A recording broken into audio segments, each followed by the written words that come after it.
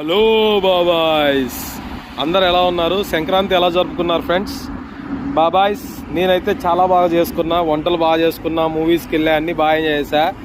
సోది లేకుండా సుత్తి లేకుండా డైరెక్ట్గా ఇన్ఫర్మేషన్లోకి వచ్చేస్తున్నా.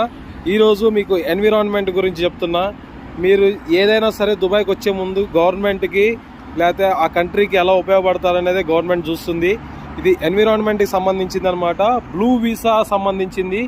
ఎవరికైతే ఎన్విరాన్మెంట్లో సర్టిఫికేషన్స్ ఉంటాయో ఇంటర్నేషనల్ వైడ్ కానీ, నేషనల్ వైడ్గా కానీ, స్టేట్ లెవెల్లో కానీ, గవర్నమెంట్ దగ్గర నుంచి కానీ మీకు సర్టిఫికేషన్స్ ఉన్నట్టయితే, లేకపోతే ఎన్విరాన్మెంట్ పర్యావరణ పరిరక్షణలో మీకు ఏదైనా సర్టిఫికేషన్ ఉన్నట్టయితే మీకు ఒక లింక్ ఉంటుంది.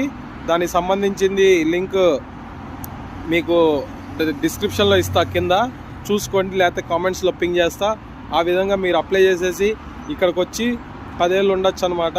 ఈ విధంగా చూశారు కదా, పర్యావరణ సంబంధించింది. వెనక ఎన్విరాన్మెంట్ చూడండి.